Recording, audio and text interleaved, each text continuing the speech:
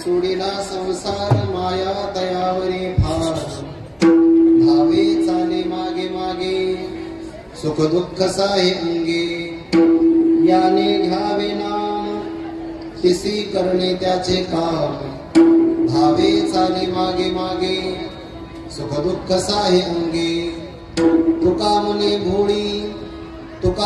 भोळी विठ्ठल कृपेची कोवळी धावे चाले मागे मागे सुख दुःख साहे अंगे पांडुरंगा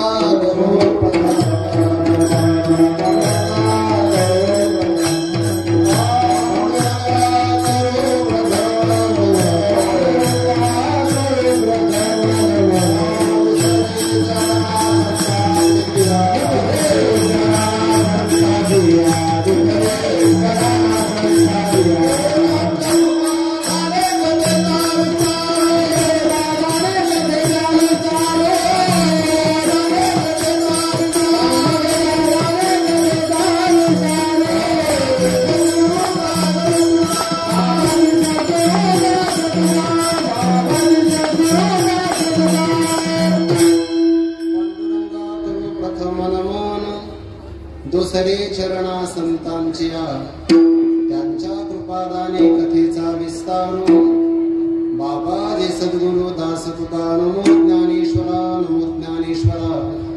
निवृत्ती उदारा सुपान देवा मुक्ताबाई नमो त्रिभुवन पावनी आद्यत्रय जननी देवांची जयांचे किरिया स्मरण होय सकळ विद्यांचे अधिकरण तेची बंधू श्री चरण श्री गुरूंचे हे नमस्कारोनी आता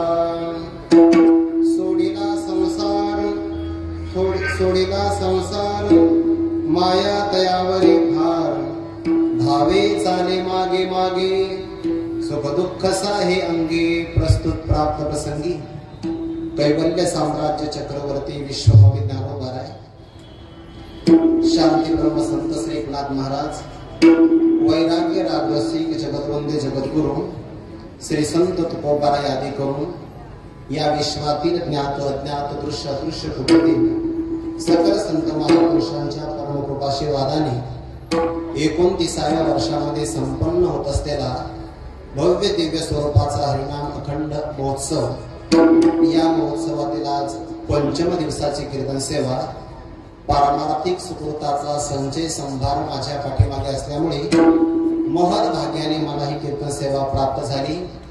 या धर्म मंडपामध्ये उपस्थित आपणा सर्वांच्या अंतःकरणामध्ये विराजमान सर्वव्यापक परमात्म्याच्या सेवेकरिता म्हणून घेतलेला अभंग वारकरी संप्रदाय रूपी मंदिराच्या कलशस्थानी विराजित वैराग्य रागरसिक जगतवंदे जगद्गुरु श्री संत तुकोबाराय यांच्या गाथीतील तसा हा उपदेशपर प्रकरणातला 4 चरणाचा अभंग असून या अभंगातून भगवंताचं विशेष प्रेम कुणाला प्राप्त होतं, देवाचं विशेष प्रेम संपादन करण्याकरता काय त्याग करावा लागतो, काय साधना करावी लागते याचा गोड असा विचार सांगणारा जगद्गुरु तुकोबारायांचा 4 चरणाचा अभंग आपल्या समोर उद्धृत केलेला आहे।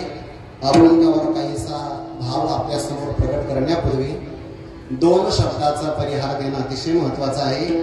पण परिहार देण्याच्या अगोदर जे कार्यकर्ते ना समोर तुम्हाला कार्यकर्त्या नावाचे येतोय का मधले कार्यकर्ते ना पहिले तुम्ही खाली बसून घ्या।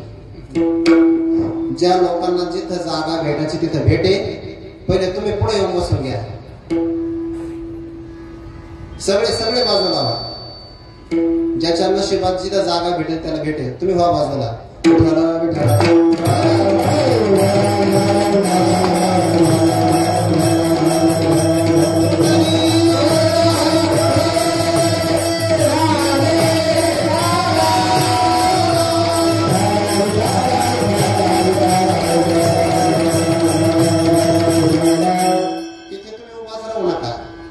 कार्यकर्ते इकडे आहेत, काही लग्न नाहीये, या सगळीकडे विठाला विठाला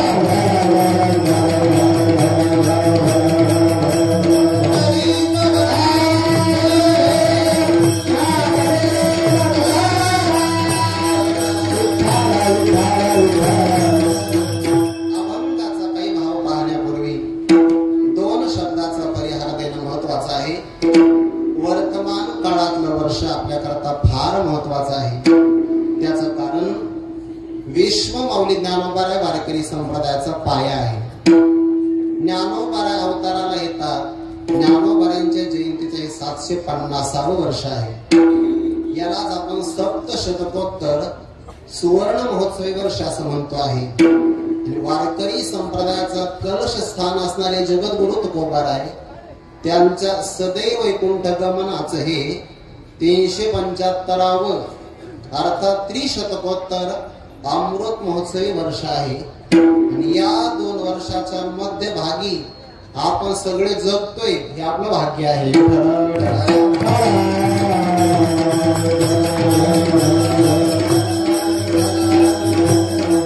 परमार्थाची साधना करत असताना स्थानाला फार महत्व आहे. बरं, साधना कुठं करावी याचा ज्ञानोबाराय 6व्या अध्यायामध्ये विचार करतात. शुचो देशे प्रतिष्ठाप्य स्थिरमासनमात्मनः नात्युच्छ्रुतं नातिनीचं चैलाजिन कुशोत्तरम. कोणत्या ठिकाणी साधकाने साधना करावी त्यातली 2 लक्षण मी आपल्या समोर सांगतो आहे. पवित्र देशामध्ये साधना करावी, पण पवित्र देशाचं लक्षण काय आहे? जो संती वसविला ठावो. संत महात्म्याने तिथं राहिलं पाहिजे. बरं जालिंदर बाबा, जो संती वसविला ठावो.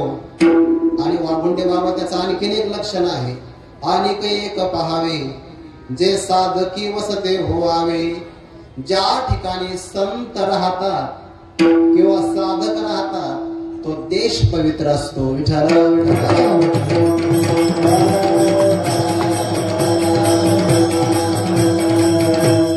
2 लक्षणाचा सुजित महाराज अंगीकार केला. पवित्र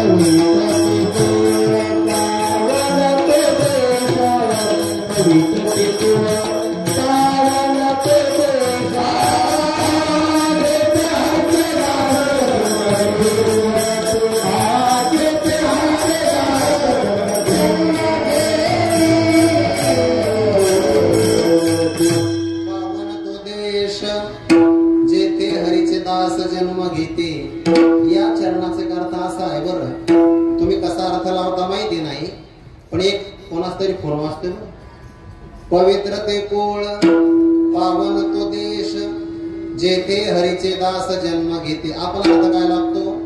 पवित्र कुळात पावन देशामध्ये हरीचे दास जन्म घेतात. हा झाला एक अर्थ. पण अपूर्व अर्थ असा आहे, जेथे हरीचे दास जन्म घेतात ते कुळ पवित्र असतं. जेथे हरिदास जन्माला येतात त्यांच्या जन्माला आल्यामुळे तो देश पावन होतो. पहिला अर्थ केला की पवित्र कुळामध्ये हरिदास जन्माला येतात, तर हे लक्षण भक्त प्रल्हादावर जाणार नाही. आगा दैत्यांची कुळी प्रल्हाद तो मी न्याहाळी. हिरवी दैत्य कुळ साचुकारे परी इंद्र ही सरीन नाही उपरे. मनोनी भक्ती गाई तसरी जाती अप्रमाण. म्हणून अर्थ करत असताना अर्थ करायचा. जेथे हरीचे दास जन्म घेती ते कुळ पवित्र आणि तो देश पावन.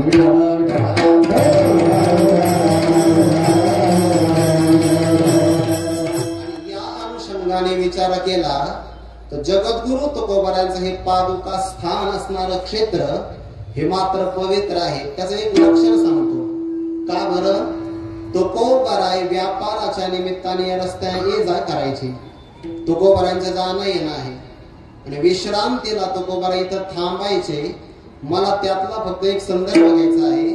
तुकोबाराय थांबल्यामुळे तुकोबारायांचा चरण स्पर्श झालेले इथले सगळे मातीचे कण आहेत. आपण जर या भूमीवर अनवाणी पायाने चालला, मी उतरल्यानंतर चप्पल पायात घातली नाही बघा.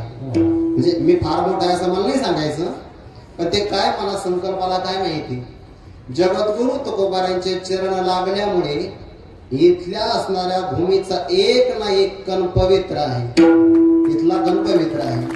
पुढचा सांगतो काळानंतर वाजवा, मध्यंतरी विठ्ठल भजन होणारच आहे. ती तर वाजवा विठ्ठला विठ्ठला.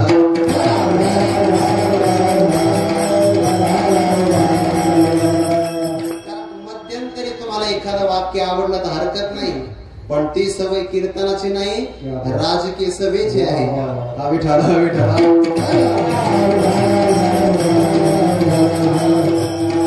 तुम्ही असं म्हणा महाराज तुम्ही तर दिसायला किरकोळ आहे, आज तर तुम्ही लयच तापलेले, काय करावं कधी कधी मला माझं आडनाव आठवतं. विठ्ठला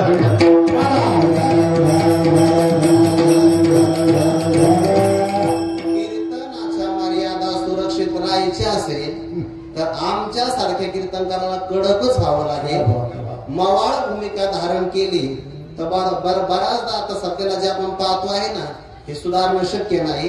कधी कधी गोड औषधाचा नाही, कडू औषधाचा वापर चांगला होतो. औषधाचे कडवटपणी जैसे अमृताचे पुरवणी. मी जर शब्द नसता वापरला तेवढी शांतता बाल भेटली असते का?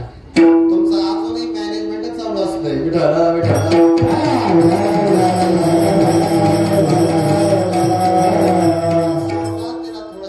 कडक भूमिकेमध्ये राहिलं किंवा आम्हाला कीर्तनातले विचार पेरायला थोडीशी मजा येते, अडचण पडत नाही. काय सांगतोय मी, तुकोबरांचे चरण लागल्यामुळे इथल्या मातीचा एक ना एक कण पवित्र आहे.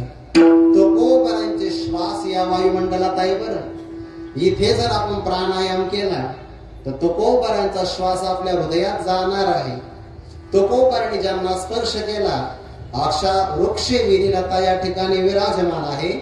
आणि अशा पवित्र देशामध्ये आपण जगद्गुरु तुकोबरांचा उत्सव करतात. समस्त माता भगिनी, पारमार्थी क्षेत्रातली जाणकार मंडळी यांच्याकडे पाहिलं तर वाटतंय वारकरी संप्रदायाचं भवितव्य किती उज्ज्वल आहे. अवैध श्रोता जरी वरती आला ना स्टेजवर तर त्यालाही फेटा आहे.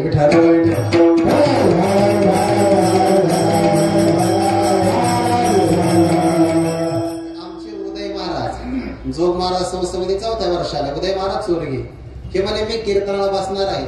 रमेश भाऊ म्हणले तुम्ही जर टाळ घेणार असाल तर फेटा बांधावा लागेल. पण त्यांना इथं आल्यानंतर कळालं की तपासायचं असलं तरी फेटाच लागतो.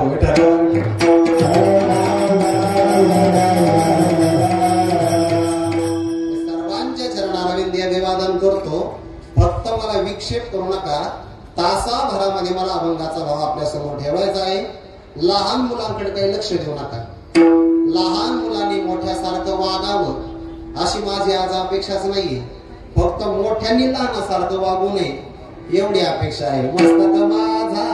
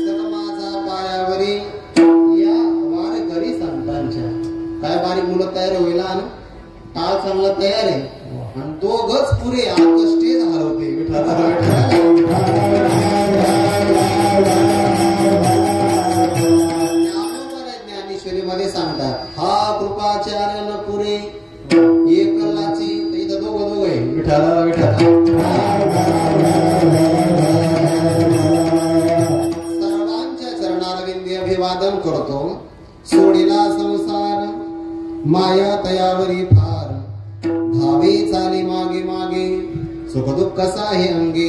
कोण देवाच्या विशेष प्रेमाला पात्र होतो त्याचा विचार जगद्गुरु तुकोबराच्या अभंगातून सांगतात. परमार्थ करायचा म्हटलं की त्याला विवेक असावा लागतो. विवेक नसेल तर परमार्थामध्ये आपल्याला सार काय ते घेता येत नाही आणि असार काय आहे त्याचा त्याग करता येत नाही. सार घ्यायचं असेल आणि असाराचा परित्याग करायचा असेल तर त्याची निवड करता आली पाहिजे. ज्याला निवड करता येते त्या निवड करण्याच्या बुद्धीलाच विवेक असं म्हणतात.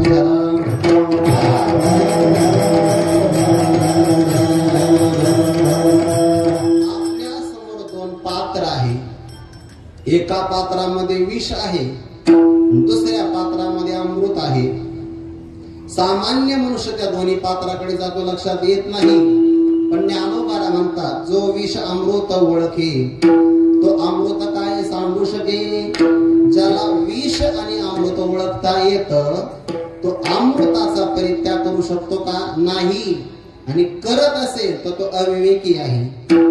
एरवी ज्ञानोबा म्हणतात एखाद्या पुरुषाला जर मृगजळ पाहिलं आणि तोंडात अमृताचा घोट असला तर अडाणी मनुष्य अमृताच्या घोटाला थुंकून टाकू शकतो. बहुमृगजळ देखो निडोळा थुंकी जे अमृताचा गिळता गळाळा. अमृताचा घोट त्याने प्राशन केला, कंठापर्यंत आलेला आहे, फक्त गिळायचा आहे. पण त्याला मृगजळ 12 वाजता दिसलं, त्याने विचार असा केला घोटभर अमृताने आपली तहान जाणार नाही, त्यापेक्षा मोठ्या प्रमाणामध्ये मृगजळ दिसत आहे. मृगजळाला पाहून जर अमृत टाकत असेल तर अविवेकी आहे. विष अमृताला पाहून अमृत घेत असेल तर विवेकी आहे. विठ्ठल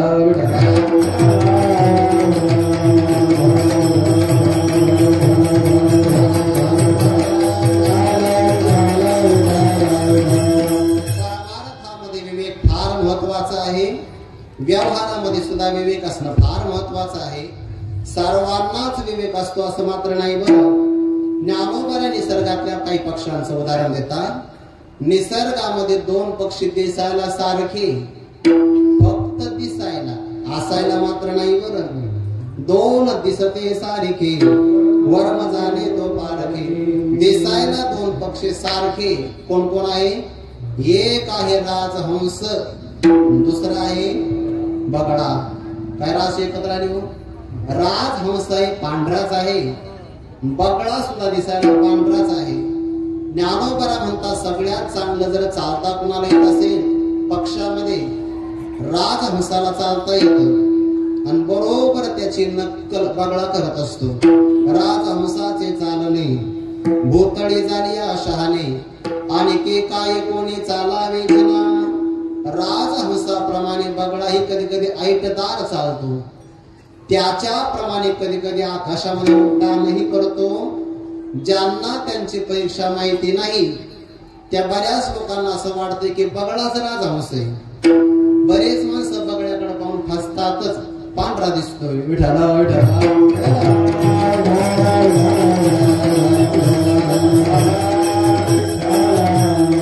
आपल्याला बगळा आणि राजहंसाची ओळख करायची असेल तर शास्त्रातला विचार असा आहे, एक वाटीभर आपण पाणी घ्या, त्यामध्ये आपण कपभर दूध ओता.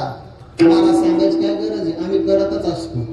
पाहुणा जर आला तर आम्ही कपभर दूध देतो आणि वाटीभर त्यामध्ये पाणीच असतं. दोन्ही असणारे पात्र आपण दोघांच्या समोर ठेवायचे. त्यापैकी जो बगळा आहे तो काय करतो? ज्ञानोबा म्हणतात बगळ्याच्या गावामध्ये जर आपण हे पात्र ठेवलं सरसगट तो सगळं घेऊन टाकतो. आणि बकाच्या गावी घेते क्षीरणी रस कलवी. पाणी आणि दूध तो एकत्र घेतो म्हणून त्याला बगळा म्हणतात. तेच मिश्रण जर आपण राजहंसाच्या समोर ठेवलं तर त्याच्या चोचीत सामर्थ्य असं आहे, त्याने त्या मिश्रणामध्ये चोच ठेवल्याबरोबर ते पाणी वेगळं होतं आणि दूध वेगळं होतं. चांदूचे ने सांडसे खांडीचे पै पाणी राजहंसे. राजहंसा पुढे चांदूचे आगरडे तोडी जेवी झगडे क्षीरनिराचे सरिले पय जैसे एक होणी मिनले असे परी निवडून राजहंसे वेगळे केले. राजहंसाला ते निवडता येत म्हणून तो विवेकी आहे आणि बगळ्याला निवडता येत नाही म्हणून तो अविवेकी आहे.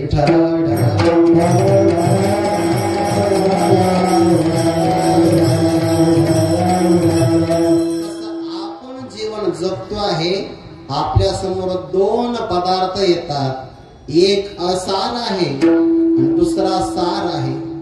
ज्याला सार निवडता येतं तो विवेकी आहे आणि ज्याला असार टाकता येतं तोही विवेकीच आहे. बरं, दोन बाजूने नाणं असतं की नाही, नाण्याला बाजू दोन असतात. चांगलं आहे का? बरं, सार घेता आलं पाहिजे, आसार टाकता आलं पाहिजे, विवेकीच आहे. याच्या उलट आसार घेतो आहे आणि सार टाकून देतो आहे तर अविवेकी आहे.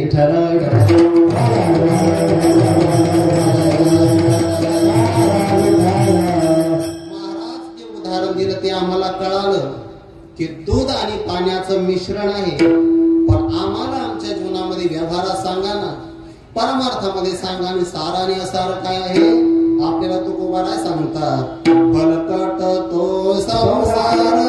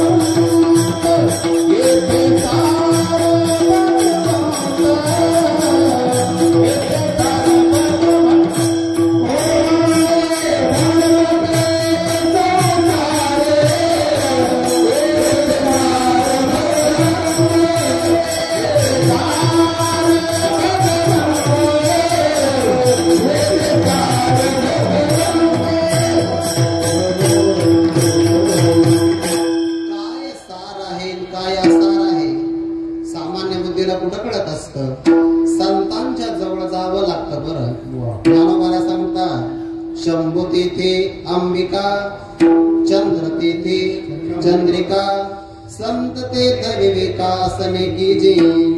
भगवान शंकर असेल तर पार्वती माता नक्की असणार, चंद्र देवता असेल तर चंद्रिका म्हणजे चांदण नक्की असणार, संत असेल तर विवेक नक्की असणार. संत तेथ विवेका असणे की जे, संतांच्या जवळ विवेक आहे. म्हणून तुकोबारा सांगतात, फल कटतो संसार. संसार शब्दात सार आहे का? आसार आहे, पण मृत्यू लोकात आसाराला सार म्हणतात. संसार मृत्यू लोकीचे फराटे. फलकट आहे म्हणजे संसार असार आहे. मला सार सांगा ना. येथे सार भगवंत किंवा ज्ञानोबाला सांगतात, लटिका व्यवहार सर्व हा संसार वाया येल झाल हरिबीन. हरी सार आहे आणि संसार असार आहे, म्हणून निवड करावं लागेल की नाही?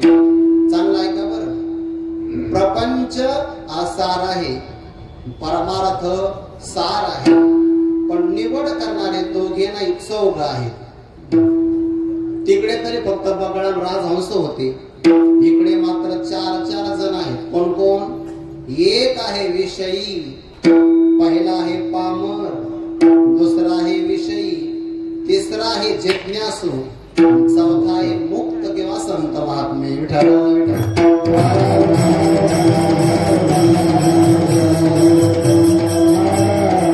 या चौघापैकी फक्त अभंगात लवकर प्रवेश करतो. आता या चौघापैकी विवेक आहे, दोघाला अजिबात विवेक नाही. पामर आणि विषयी, चांगला ऐका बरं, पामर आणि विषयी सार परमात्मा टाकून देतात. देव न लगे ते देवाला सोडून देतात आणि प्रपंचाचं ग्रहण करतात. बरं, स्वर्गी ही खावया जोडी येथूनची. पामर आणि विषयी असार घेतात आणि सार परमात्म्याला सोडून देतात. याच्या उलट मुक्त महात्मा आणि मुमुक्षु जन ते काय करतात, देवाला घेतात आणि संसाराला सोडतात.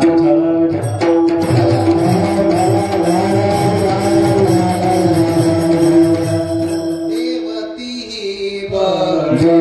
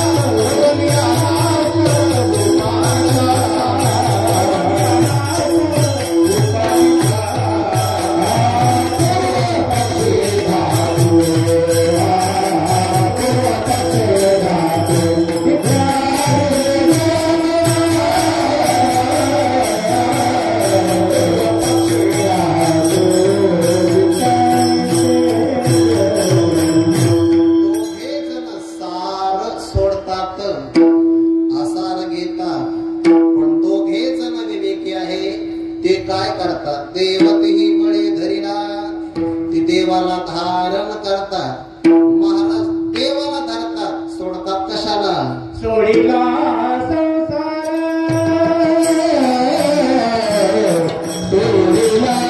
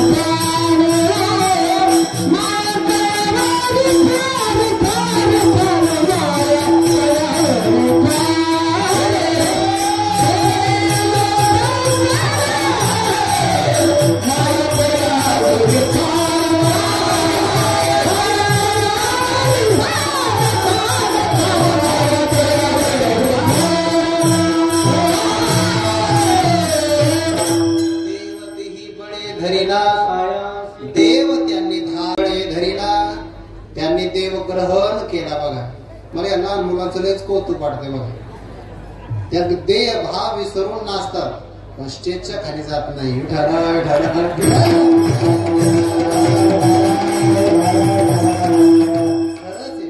मनुष्याने आपलं स्टेज सोडून नये. बघा,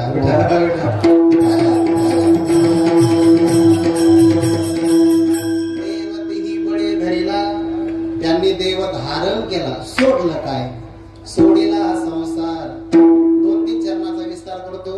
सुटला तर सगळा अभंग सोडवतो.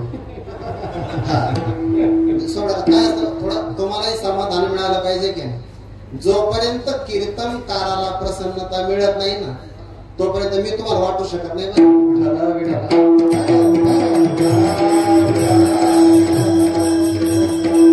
संसार सोडला त्यांनी. महाराज संसार कशाला म्हणतात? संसार का सोडायचा, कसा सोडायचा आणि सोडल्यानंतर लाभ काय? प्रश्न ध्यानात ठेवा फक्त. संसार कशाला म्हणतात, स्वरूप काय आहे, कसा सोडायचा, का सोडायचा, सोडल्यानंतर फळ काय? फक्त तुम्ही कीर्तनात मोबाईल सोडा. विठाला विठाला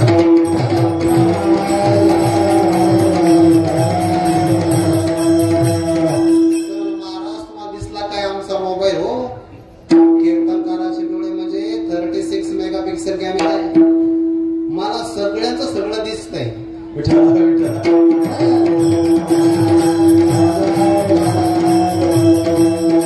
कीर्तन जर ऐकायचं असेल तसं सर्वांगाचे कान करून ऐकलं पाहिजे. हा कीर्तनाचा विषय गौरव बुद्धी असावी. बर तुम्हाला कीर्तनाची महत्व बुद्धी असेल तर तुम्ही कीर्तन चांगलं ऐकाल, नसेल तर तुम्ही दुर्लक्ष कराल, उपेक्षा कराल. विठाला विठाला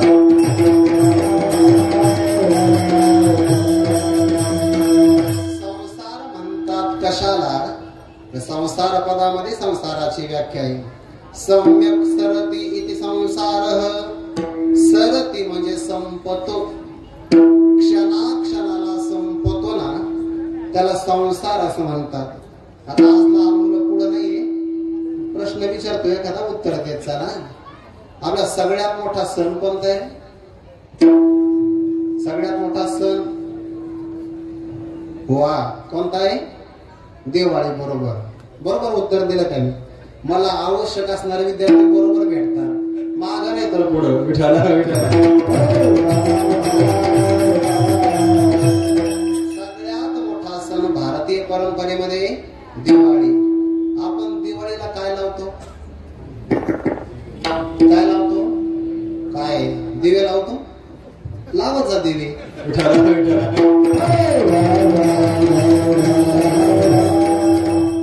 दिवेच लावतो हेच मला उत्तर अपेक्षित आहे. विनोद सोडून द्या. काय लावतो आपण? दिवा लावतो किंवा दिवे लावतो. दिवा लावण्यासाठी काय असावं लागतं सांगा ना. त्या पात्राला काय म्हणतात? एका विद्यार्थ्याला असंच विचारलं, दिवा कशात लावतात? ते पणती नाही म्हटलं, तेव्हा पत्नी. कळालं वाटतंय?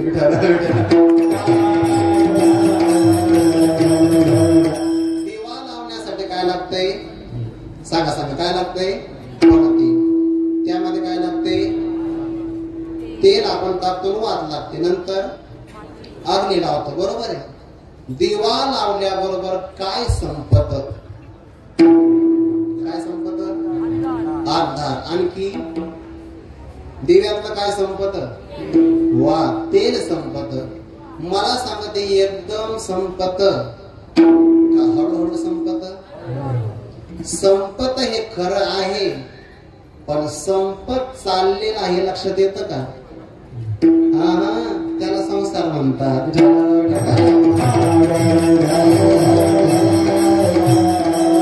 आता सिद्धांतामध्ये दिव्यातलं तेल संपत हे खरंच आहे, पण ते संपत आहे हे आपल्या लक्षात येत नाही. तसं आपल्या देहात आयुष्य संपत आहे आणि आपल्या लक्षात येत नाही. जो जो पदार्थ नाश पावतो आहे, जो जो पदार्थ नष्ट पावतो पण संपतो आहे असं लक्षात येत नाही ना, त्याला संसार म्हणतात. मी आपल्या जीवनातलं उदाहरण देतो. आज सकाळी जर तुम्ही 6 वाजता जागी झाला असला, 6 वाजता, आता सायंकाळचे जवळपास 7:15 7:30 होत आले, किती जीवनातला तुमचा काळ संपला सांगा ना? 6 6 12 8 8:30 पर्यंत 14 तासाचा कालावधी संपला. तुमच्या लक्षात आला का? 14 तास तुमचे संपले, पण लक्षात आले का? चौकदार ओ चौकदार, तुम्ही तिथं कशाला उभे? तिथे येऊ देऊ नका कोणाला इकडं, तिथं उभा राहा. विठाला विठाला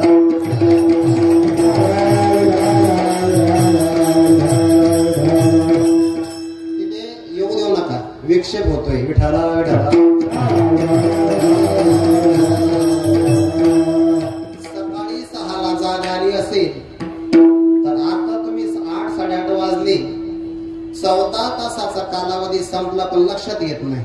आताच उदाहरण देतो ना, 7 वाजता कीर्तनाला प्रारंभ झाला, जवळपास 1.5 तास संपतो आहे.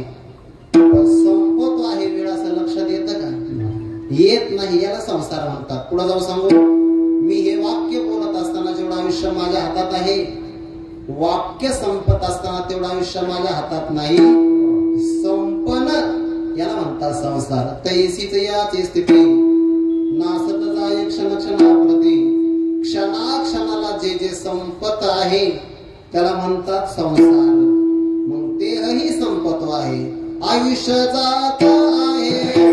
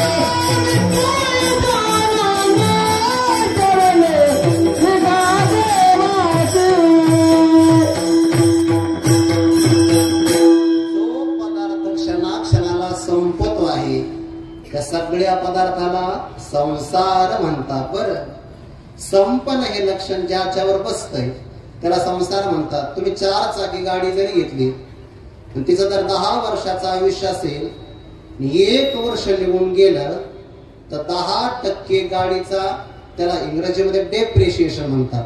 घसारा. विठाला विठाला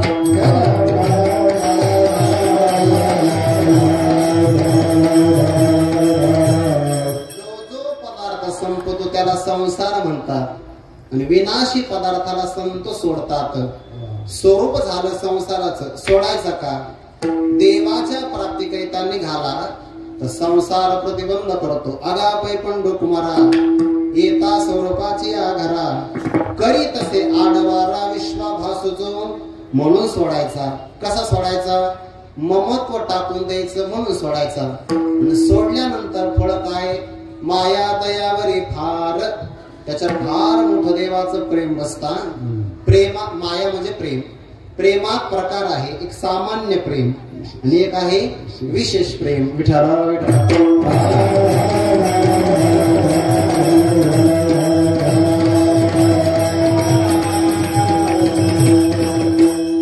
एखादी आई आपल्या मुलालाही जेवण वाढते आणि मुलाच्या बरोबर मित्र आला तर त्यालाही जेवण वाढते. पण फरक आहे, मित्राच्या पात्रावर 1 चमचा तूप वाढत असेल, मुलाच्या मित्राच्या पात्रावर 1 चमचा तूप वाढत असेल तर आपल्या मुलाच्या पात्रावरती किती वाढते? प्रामाणिकपणाने सगळे खरे बोलतात. कीर्तनात कोण खोटं बोलू शकते महाराज? किती वाढते? हा पंक्ती भेद नाहीये. त्या आईचं काय आहे? माया दयावरी फार.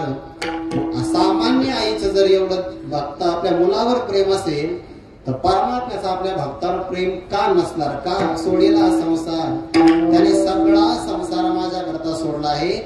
छत्रपती शिवाजी महाराजांनी तुकोबरायांना नजराना पाठवा. नजराना, पाकिट नाही, पाकिट नाही, नजराना. विठ्ठल विठ्ठल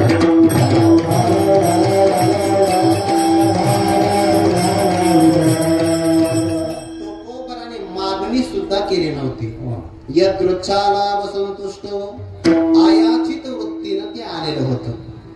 याचना न करता येतं त्याला अयाचित वृत्ती असं म्हणतात. आणि त्या वृत्तीनं आलं तरी तुकोबराय ते ग्रहण करत नाही. का बरं? कारण ते आमच्या भक्तीला प्रतिबंध करत. काय दिला ठेवा, काय दिला ठेवा,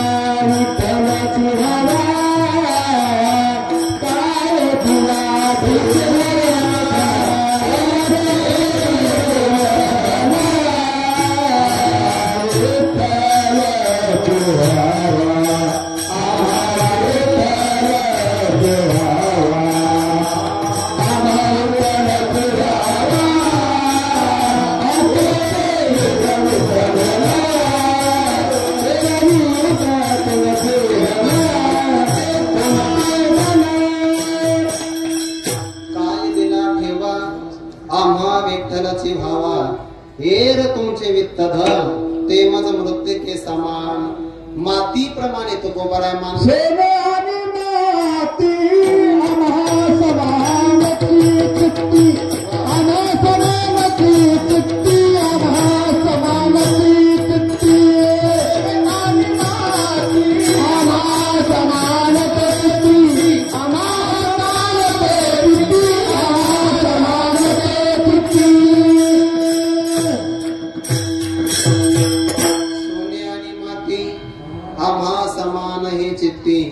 भगवद्गीतेमध्ये याकरता एक पद आलाय. समलोष्ठाश्म कांचन.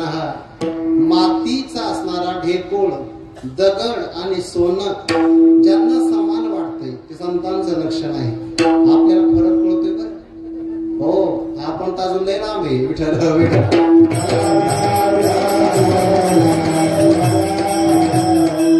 संसार प्रतिबंध करतो आहे म्हणून सोडतात.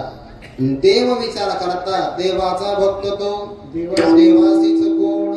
जर हा सगळ्या संसाराला सोडू शकतो यासाठी मी त्याच्यावर प्रेम केलं पाहिजे. त्यागाशिवाय काहीच मिळत नाही. ज्या विद्यार्थ्याला 10वी आणि 12वीच्या परीक्षेमध्ये महाराष्ट्र राज्यात प्रथम क्रमांकाने उत्तीर्ण व्हायचं असेल त्याला त्यागच करावा लागतो. तुम्ही त्या विद्यार्थ्यांच्या मुलाखती ऐकत चला, पण तुम्हाला वेळ काढावा लागेल. मुलाखती पाहिजे म्हणल्यावर वेळ काढावा लागेल की नाही. 9वीचा पेपर झाला शेवटचा की दुसऱ्या दिवशी ते 10वीचा अभ्यास सुरू करतात. तेव्हा त्यांचा पहिला क्रमांक येतो. त्यागाशिवाय काहीच मिळत नाही. मोबाईल सोडावा लागतो बाजूला, टीव्ही सुद्धा सोडून द्यावी लागते, तेव्हा पहिला क्रमांक येतो. महाराज आम्ही मोबाईल नाही सोडणार, आम्ही टीव्ही पाहणार, आमचा नाही का पहिला क्रमांक येणार खालून येणार.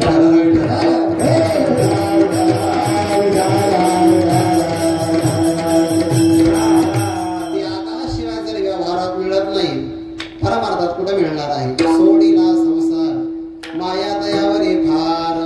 तुकोबराने स्वतःच्या असणाऱ्या हक्काचे लोकावरचे कर्जाचे कागदपत्र होते ना, ते स्वतः इंद्राणीच्या डोहामध्ये बुडविले. सोडीला संसार, त्यांनी संसार सोडला म्हणून आज आपण चांगला परमार्थ करतोय. वाक्य थोडस धाडसाने पुढे जाऊन सांगतोय. श्री गुरु पंडितात्या पराडकरांनी एक वाक्य सांगितलं कीर्तनामध्ये. संत महापुरुषांनी केलेला त्याग वर्तमान काळातले असणारे वारकरी विसरले आणि शहीदांनी केलेला त्याग देशाकरता राजकारणातले विसरले. विठ्ठल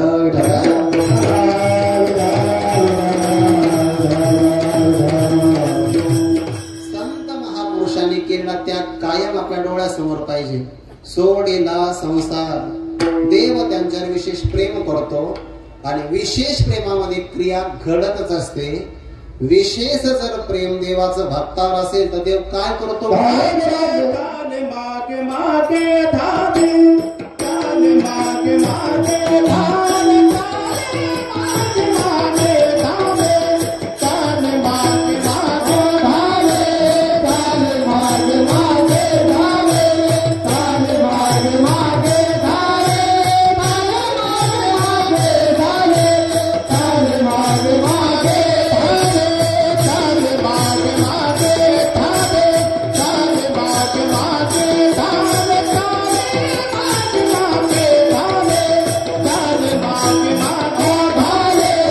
काने मागे मागे धावे, काने मागे मागे धावे, काने मागे मागे धावे, काने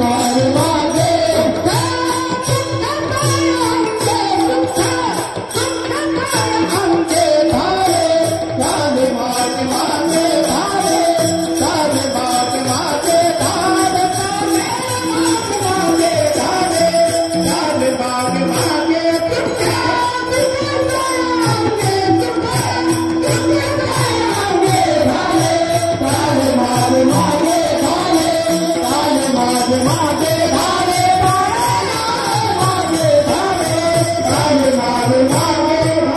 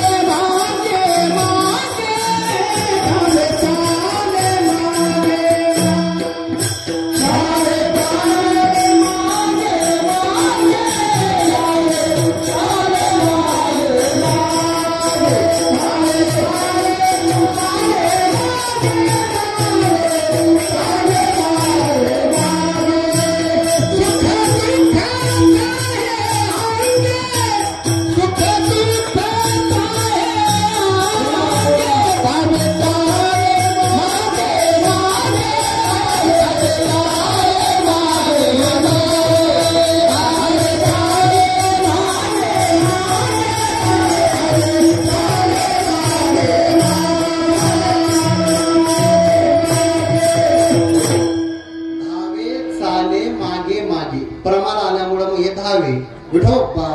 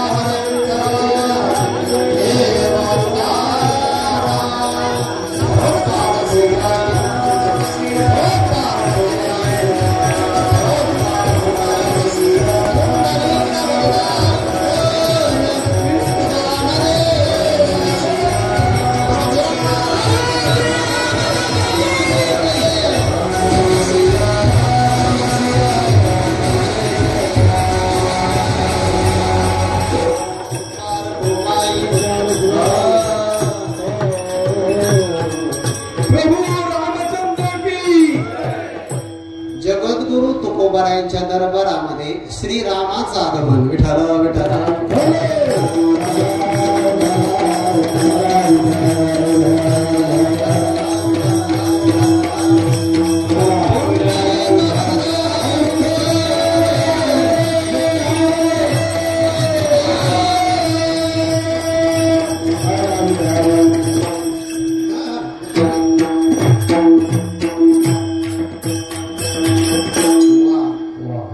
सगळ्या बाळगोपाळांचं विशेष हार्दिक अभिनंदन. बरं, आपल्या मुलांना जर ही आवड असेल ना, आवड, तर आपल्या भारताला विश्वगुरु होण्यापासून कोणीही थांबू शकणार नाही.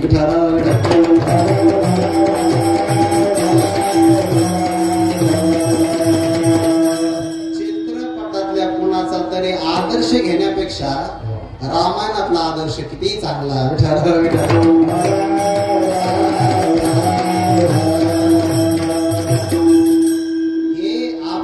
कीर्तनाभंगाचं फळच आहे. सोडिला संसार माया दयावरी फार म्हणून धावे चाली. साक्षात सांगता येत नाही कोणत्या रूपाने परमात्मा येऊ शकतात. धावे चाले मागे मागे सुख दुःख साहे अंगे. देव त्यांच्या मागे धावतो, चालतो, सुख दुःख अंगाने सहन करतो. कधी धावतो आणि कधी चालतो. भक्तावर संकट आलं तर धावतो. भक्ताच्या पायाचे रचकन लागण्याची इच्छा असेल तर मागे मागे चालतो. विठ्ठल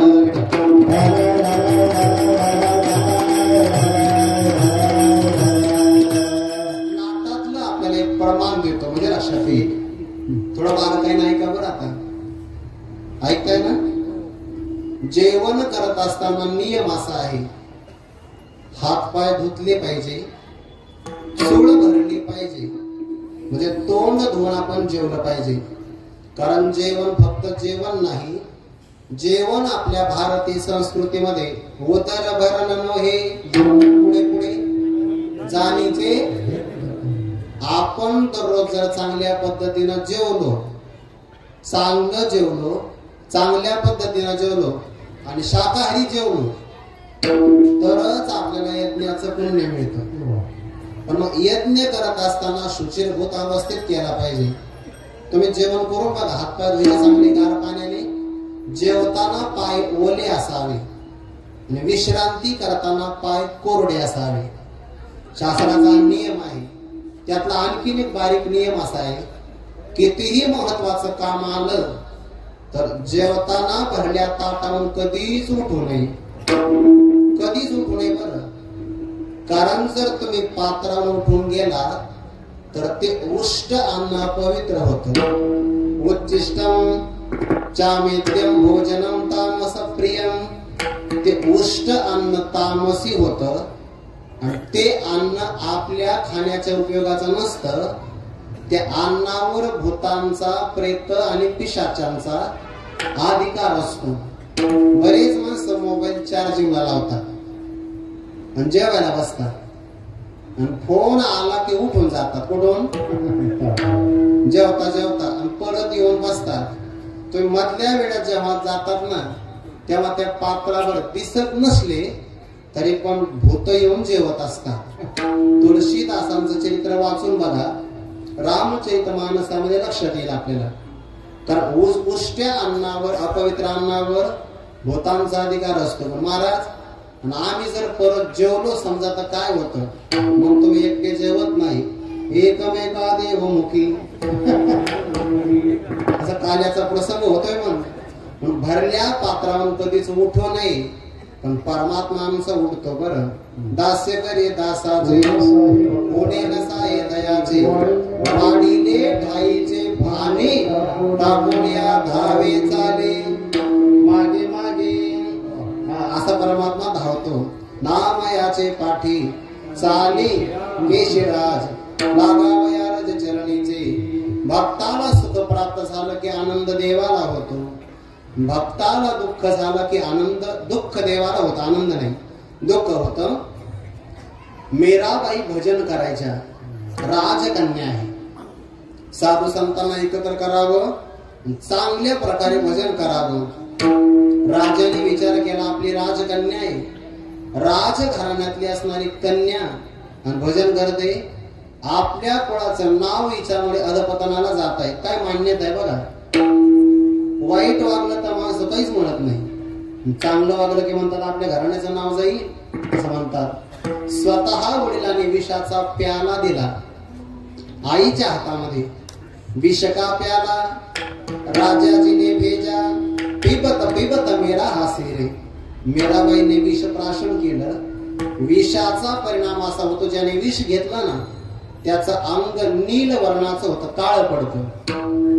विष घेतलं मीराबाईंनी आणि परिणाम झाला देवावर. मूर्ती झाली काळी देवाची, मूर्ती झाली काळी देवाची, मूर्ती झाली काळी देवाची, मूर्ती झाली काळी.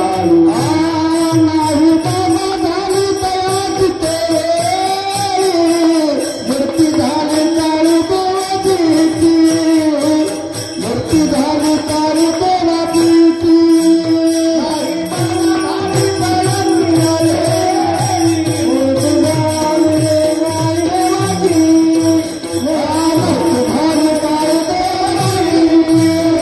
देवाची, मूर्ती झाली काळी देवाची. भगवंताची मूर्ती काळ्या वर्णाला प्राप्त झाली. मीराबाईने पाहिलं, का हो देवा, हो ग प्याला भर विष पेलं तर तुमची मूर्ती काळ्या वर्णाची झाली. आम्ही तर ऐकलंय, अहो बकीयम स्तनकाल कुटम, ते पुतना तुम्हाला विष पाजण्याकरता आली तेव्हा काहीच नाही झालं तुम्हाला. एवढं मोठं विष प्राशन केलं तर काही नाही झालं. लोक प्याला भर विष पेला तर नाटक करता वानेट असं म्हणल्यावर भगवान पूर्वीप्रमाणे शुद्ध झाले. पण आजही भगवंताच्या राजस्थानमध्ये जी मूर्ती ना त्या कंठाला काळ्या वर्णाची रेष आहे. का सुख दुःख साहे अंगी. भगवान परमात्मा भक्ताचं सुख आणि दुःख स्वतः अंगाने सहन करतो. याने घ्यावे नाम तिसे करणे त्याचे काम. कारण तुका म्हणे भोळी विठ्ठल कृपेची ओळी. तिसऱ्या चरणातले जे काही पद आहेत ना आणि चौथ्या चरणातले पद, त्या पदामध्ये ना पुल्लिंगी शब्दापेक्षा स्त्रीलिंगी शब्दाचा वापर आहे. कसा? सर्वनाम आहे ना मराठी भाषेमध्ये, तो, ती आणि ते. तो हे सर्वनाम पुल्लिंगातलं आहे आणि ती हे सर्वनाम स्त्रीलिंगातलं आहे. याने घ्यावे नाम म्हणजे या भक्ताने नाव घ्यायचं. तिसी, आता ती शब्द आला म्हणजे स्त्रीलिंगी शब्द आला की नाही, याचा अर्थ तो कोबरा या भंगातून देवाला तो नाही म्हणत, विठ्ठल बाप माय म्हणतात. का बरं? तर शब्द माया तयावर फार. माय म्हणायचं असेल तर स्त्रीलिंगी शब्द वापरावा लागतो. तिसी करणे, त्या विठ्ठल माऊलीला ते काम करावं लागतं. का? पुन्हा स्त्रीलिंगी शब्द आला बघा. तुका म्हणे भोळी, भोळा नाही शब्द आला, भोळा आला असता तर पुल्लिंगातला शब्द आला असता. तुका म्हणे भोळी, विठ्ठल कृपेची कोळी. भक्तावर देवाचं किती प्रेम आहे आणि तो किती काम करतो. जगद्गुरु तुकोबाराच्या जीवनातला एक प्रसंग सांगतो आणि थांबतो. विठ्ठल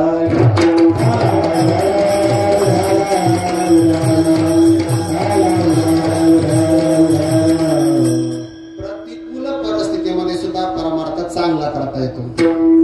अनुकूलता आली तर शांती ब्रह्म एकनाथ महाराजाप्रमाणे परमार्थ करा. प्रतिकूलता आली तर जगद्गुरु तुकोबाराप्रमाणे परमार्थ करा. परमार्थाला अडचण परिस्थितीची नाहीये, परमार्थाला अडचण मनस्थितीची आहे. ज्याची मनस्थिती चांगली असेल त्याला परमार्थ पण ते परिस्थितीमध्ये करता येतो. दुष्काळी आटिले द्रव्यनेला मान, स्त्री एक अन्न न करिता मेले. पण त्याही अवस्थेमध्ये बरे झाले देवा, निघाले दिवाळी, बरे या दुष्काळी पीडा केली. तुकोबारा दुष्काळाला सुद्धा चांगलं मानतात. एवढी पॉझिटिव्ह थिंकिंग जगात कुठं असणार आहे. सगळी प्रतिकूलता आली तरी तुकोबारा वाईट झाला असं नाही म्हणत. आपण जर वारीला गेलो आणि एखादी फक्त आपल्या गोठ्यातली फक्त शेळी जरी मिळेल, शेळी तर माणसं म्हणतात बहुतेक परमार्थ आपल्या नशिबात नाही. थोडीशी प्रतिकूलता त्या माणसं डगमगतात बघा. तुकोबारा मात्र काही प्रतिकूलतेला मानत नाही.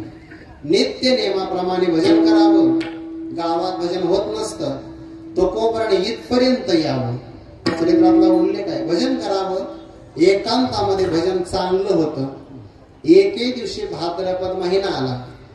भाद्रपद महिन्याच्या पूर्व पक्षामध्ये आपण गणपतीला आपल्या घरी बसवतो. गौरींचं आगमन असतं ना. वद्य पक्षामध्ये मात्र पितृपक्ष प्रारंभ झालेला असतो. आपल्या पितरांना आपण जेव घातलं पाहिजे. काही माणसं म्हणतात, महाराज कसं काय, वर्षातून एकदा जेव घालायचं आणि वर्षभर उपवासी ठेवायचं, हे चांगलं आहे का? आपल्याला वाटतं आपण वर्षातून एकदा जेव घालतो, पण पितृ लोकांच्या कालाचा जर विचार केला तर ते मात्र वर्षातून नाही, एकाच दिवसाच्या आड जेवतात.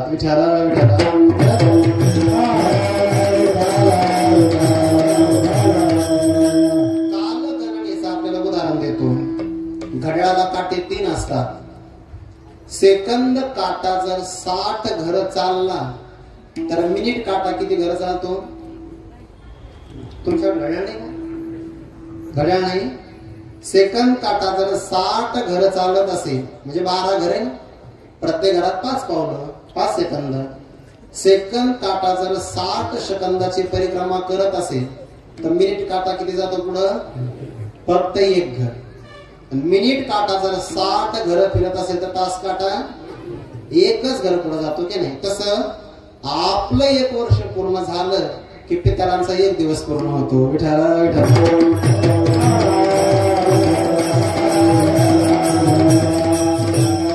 पितृपक्षामध्ये पितरांना जेव घातलं पाहिजे.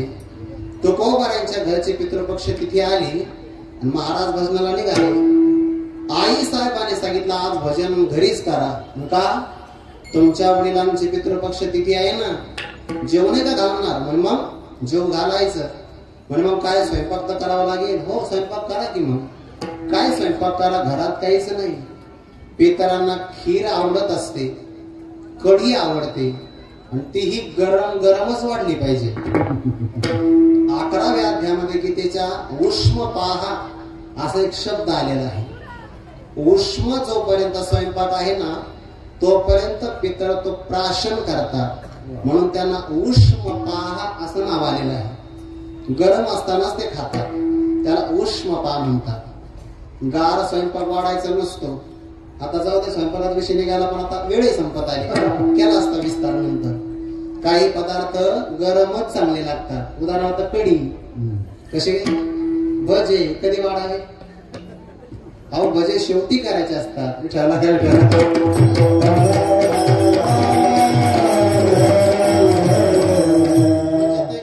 वाढले जातात असं त्याचा अर्थ आहे. पितरांना स्वयंपाक करायचा आहे म्हणजे बरं, आपल्या घरी तर खीर करण्याकरता एवढी अनुकूलता नाही. तुकोबारांना तसं काही नाही. भाव जर आपला चांगला असेल ना तर पदार्थ पितर पाहत नाही, फक्त भावना पाहतात. शेतात जातो मी, भाजीपाला घेऊन येतो. पावसाळ्याच्या दिवसामध्ये खूप चांगला भाजीपाला शेतामध्ये मिळतो. बरं, रान भाज्या मिळतात, बाजारात नाही मिळत त्या एवढ्या चांगल्या. रानात चांगल्या मिळतात. जातो आणि मी घेऊन येतो. 9 वाजता तुकोबारे घरातून निघाले. कशासाठी? काही भाजीपाला आणण्यासाठी. 11 वाजले तरी तुकोबारे माघारी आलेच नाही. जिजाबाईंनी विचार केला, 12 वाजता पितराला नैवेद्य दाखवायचा आहे, अजूनही तुकोबाराय मात्र गेले तर आलीच नाही. काय करावं? याने घ्यावे ना, कसे करणे त्याचे काम. देवाला ते काम करावं लागतं.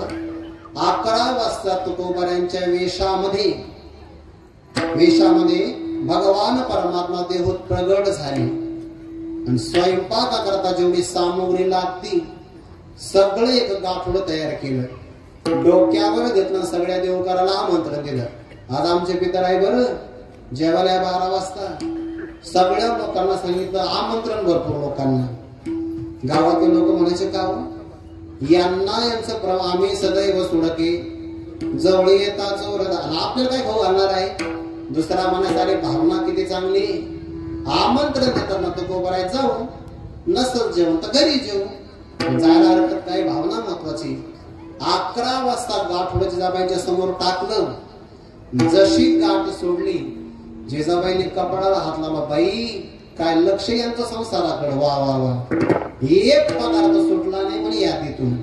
जिऱ्यापासून तर मिऱ्यापर्यंत, कापडापासून तर कुरडईपर्यंत, हळदीपासून तिखटापर्यंत, गुळापासून साखरेपर्यंत, तेलापासून तुपापर्यंत, हरभऱ्याच्या डाळीपासून मुगाच्या डाळीपर्यंत. मला एवढीच यादी माहिती. सगळे पदार्थ जिथल्या तिथं आणले. काय लक्ष संसारातलं? बाई आई मंगळाई यांच्या बुद्धीत आता बदल होऊ देऊ नको बरं, अशीच यांची बुद्धी राहू दे. संसारात लक्ष तरी घालतील.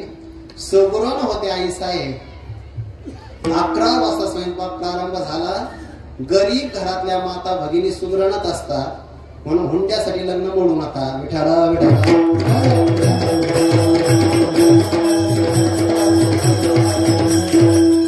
अहो, ते समोरचं घर साक्षात मुलगी देतय तुम्हाला. मुलगी, जिवंत माणसं मुलगी तुम्हाला देतात ना. जिवंत माणूस द्यायला तुमच्या घरामध्ये, आणि तरी तुम्ही हुंड्याची अपेक्षा करता.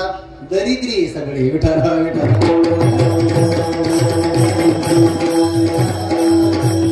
सुंदर स्वयंपाक केला जिजाबाईने. सुगरणच होत्या. स्वयंपाक केला. पुन्हा तो गोबराई पावणे 12 वाजता आमंत्रण द्यायला. अंगणामध्ये चटाया टाकल्या. सगळ्या देवकाराला आमंत्रण. आमंत्रण कोणी दिलंय? ते सेकरणे द्यायचे का? लोकायला तो गोबराई दिसायचे, पण भगवान परमात्मा. जिजाबाईने विचार केला, स्वयंपाक तर एवढाच आहे, आणि यांनी अख्खा मंडप भर असणारे लोक जेवायला आणले. भरला मंडप. आता एवढ्या लोकांना जेव कसं घालायचं?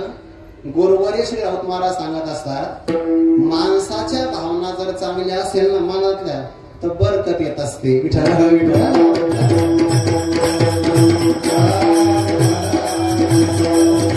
स्वयंपाक दिसायला एवढूसा दिसायचा, पण अख्ख्या गावाला पुरला. बिंब तरी बचकेची एवढी, परिप्रकाशाशी त्रिभुवन तोकडे.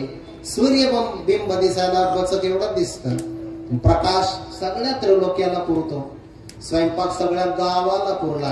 12 वाजल्यापासून 4 वाजेपर्यंत पंक्ती पितृपक्षातल्या, आणि मग 4 वाजता खऱ्या तुकोबाऱ्यांच्या लक्षात आलं, आपले तर पितर जेव घालायचे आपल्याला, आपण 9 वाजता आलोय. मग शेतकऱ्याला सांगितलं, बाबा मी तुला मदत केली आहे, पण आता मला पितरांना जेव घालायचं. तो महाराज जाताना तेवढ्या 2 गव्हाच्या पेंड्या घेऊन जा. 2 गव्हाच्या पेंड्या, आणि त्याचं कांडण करा. तुम्हाला गव्हापासून काय तयार करता येईल ते करा, पितरांना जेव घाला. तो कोबऱ्या निघाले तर येता येता एका मधमाशाच्या पोळ्याला धक्का लागला. सगळ्या मधमाशा उडाल्या, तुकोबाऱ्यांच्या अंगाला चावा घेऊ लागल्या. तुकोबारा म्हणतात, हे माझे सगळे पितरच आहे. त्यांना बिचाऱ्यांना जेवायला उशीर झाला म्हणून रागवले असेल. हरकत नाही, माझं रक्त प्राशन करा, पण तृप्त होणं आशीर्वाद द्या. भगवान पुन्हा प्रगट झाले.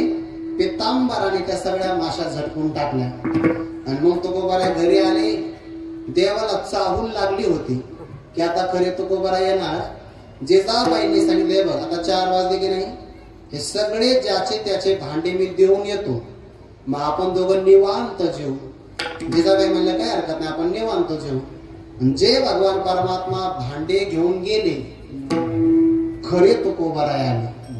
आल्यानंतर अन्नामध्ये गव्हाच्या 2 पेंड्या टाकल्या. सांगितलं, जिजाबाई आवले, याचं कांडण करायचं, आणि चांगल्यापैकी दरदरीत पाण्या कण्या तयार कर. कशा करता कण्या? अगं विसरली काय? आपल्या पितरांना जीव घालायचं. म्हणे तुम्हाला काही वेळ तर लागलं नाही? मला वेळ? तू का वेळा विचार, गावातले लोक तर म्हणतात वेळ लागले, तूही म्हणते का? अहो खरंच आहे, तुम्हाला वेळ लागला. म्हणे का? समोर बघा ना पत्रावळ्यांचा ढिगारा. तुकोबाराने पाहिलं आणि विचारलं, म्हणजे कुणाच्या तरी घरी कार्यक्रम झाला आणि त्यांनी पत्रावळीत आणून टाकल्या वय? अहो म्हणे दुसऱ्याच्या नाही, त्या आपल्या घरी ज्या पंक्ती उठल्या अन्नातून त्याच्या पत्रावळ्या आहे. म्हणजे आपल्या घरी अन्नात पंक्ती. हो, तुम्ही नाही का आग्रह करून वाढलं लोकांना? तुकोबाराने मी आणि आग्रह करून मी जे 9ला गेलो तो आत्ताच आलोय. मी कधी आग्रह केला? म्हणजे अजूनही स्वयंपाक घरामध्ये काही स्वयंपाक शिल्लक आहे. तुकोबाराय स्वयंपाक घरामध्ये जाऊन पाहता तर वाढलं कोणी होतं? भगवान परमात्म्याने. शंख चक्र गदा पद्म सहित करी, देवाच्या हातामध्ये शंख चक्र गदा पद्म याचे चिन्ह आहेत. आणि देवाने वाढल्यामुळं सगळ्या असणाऱ्या पातेल्यांना त्या पात्रांना देवाच्या हाताचे ठसे उमटले आणि ते तुकोबराने पाहिले. घळघळा डोळ्यातून अश्रू आले. याने घ्यावे नाम जसे करणे त्याचे काम. तुका म्हणे भोळी विठ्ठल कृपेचे कोवळी. परमात्म्याला माझ्या करता कष्ट करावे लागले. आता जोपर्यंत परमात्मा जेवायला येणार नाही तोपर्यंत मी जेवणार नाही. मग साक्षात भगवान परमात्मा पुन्हा प्रगट झाले. देवाने जगद्गुरु तुकोबरायांचं काम केलं. त्याचं कारण काम हे प्रेमातून होतं. माया तयावरी फार. त्यासाठी तुकोबरांनी काय केलं? सोडिला संसार जाळवणी संसार वैसरंगणी. तुकोबरांनी संसार सोडला. देवाने भगवंताला विशेष प्रेम केलं. धावे चाले मागे मागे सुख दुःख साहे अंगी. ज्ञानेश्वर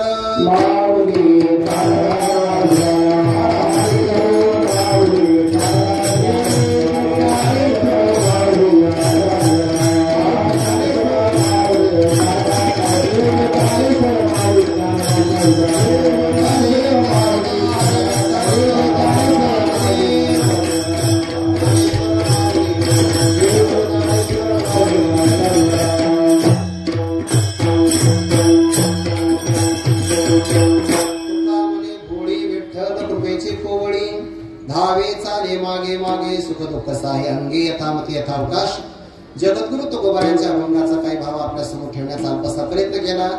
झालेले चिंतनामध्ये योग्य असेल ते सगळं स्वानंद सुखनिवासी गुरुनाम गुरु सद्गुरु जोग महाराज परंपरेतील गुरुजनांचा म्हणून स्वीकार करा. काही चुकलं असेल तर आई वडिलांच्या अंतःकरणाने मला क्षमा करा. जाता जाता आपल्या चरणाशी एक दोन विनंती करतो. आपल्या घरी असणाऱ्या मुलांना चांगला शाकाहार देऊन त्यांना बलवान करा. मुलींनी आपलं आत्मरक्षण करता आलं पाहिजे इतकं त्यांना आत्मसंरक्षणाचा धडा द्या. आपल्या घरातली मुलगी देवीचा अंश असल्यामुळे दर्शना करता योग्य आहे पण प्रदर्शना करता योग्य नाही. मी थोडं आळसाने बोलतोय तुम्हाला. ना तरी कुळ वधू लपावी. ज्ञानोबा म्हणतात ना, कुलवान घरातली स्त्री पायाचं नख सुद्धा कोणालाही दिसू देत नाही. नवरात्रीमध्ये आपल्या मुलींचं प्रदर्शन होता कामा नाही एवढी काळजी घ्या. आणि एक एक इंच असणारी जमीन त्यावर अतिक्रमण होऊ देऊ नका, नाहीतर तुम्हाला ते फार जड जाईल. जमिनीचं रक्षण करा. ती माता आहे. आपल्या घरातल्या मुलीचं रक्षण करा. भारतीय संस्कृतीची देवी माता आहे. मुलांचं रक्षण करा. ते आपलं भारताचं भवितव्य आहे. आणखीन आता तुम्हा सर्वांकरता एक गोष्ट, तुम्ही असं म्हणाल महाराज तुम्ही काही शब्द फार तीक्ष्ण बोललात. कीर्तनाच्या मर्यादेकरता मी कोणाशीही तीक्ष्ण वागू शकतो, कारण मला कीर्तन महत्वाचं आहे, तुम्ही नाही. माझ्या जीवनात फर्स्ट प्रायोरिटी पहिलं प्राधान्य कीर्तनाला आहे. तेथे असे देव उभा. कीर्तनात देव उभा असतो आणि त्या देवाचा तुमच्याकडून अवमान होत असेल तर मग तुमचा मान ठेवणार कोण? तुम्ही लग्न जर 6:30 असेल तर कमीत कमी तुम्ही लग्नाला 6ला गेलं पाहिजे. तुम्ही दुपारी 12 वाजता जाता, काही काम नाही तुमचं. 6:30ला लग्न असेल तर 12ला जाऊन बसताय तुम्ही. 7ला कीर्तन असेल तर तुम्ही कितीला येताच कशा? त्यापेक्षा सरळ 9:15ला यायचं. हे कीर्तनामध्ये विक्षेप करणं नाही. कीर्तन हे काही फंक्शन नाहीये. इथं आल्यानंतर प्रतिष्ठा, मान, सन्मान याची अपेक्षा करू नका. कल्याण व्हायचं असेल तरच कीर्तन ऐकायला या. हे मानपानाची अपेक्षा ठेवू नका. तुम्ही असं म्हणाल महाराज बोलताय तुम्ही, माझं काही कीर्तन ज्ञानेश्वर नावाने आहे आणि काही काही माझं बोल आडनावाप्रमाणे आहे. जरी लागलं तर त्याला धार आहे, पण कीर्तना करता हो कीर्तनासाठी आहे. तुम्ही मला परत नाही बोलवलं तरी चालेल, हरकत नाही. पण कीर्तनाची मर्यादा तुम्ही रक्षण घ्या. आपला धर्म आहे आणि आपण पायदळी तोडवणं बरोबर नाही. म्हणून चौकदाराने मी सांगितलं की मध्यंतरी एवढे 2000 लोक कीर्तन ऐकतात, तुम्ही उशिरा येऊन त्यांचं असणारं अनुसंधान तोडता, तुम्हाला दोष लागेल. यायचं असेल तर लवकर यायचं. तुम्हाला थोडस तीक्ष्ण वाटत असेल हरकत नाही. तुका म्हणे भोळी, तुका म्हणे भोळी,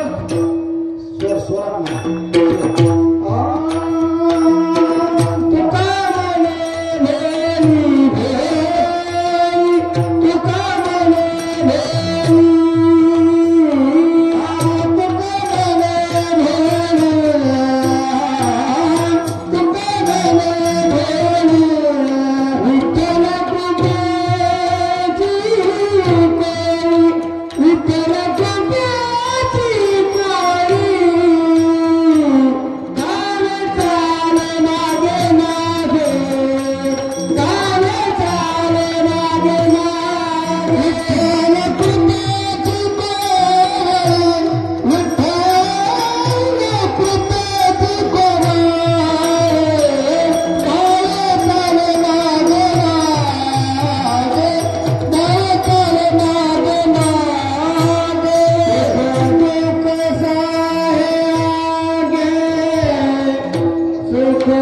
तुका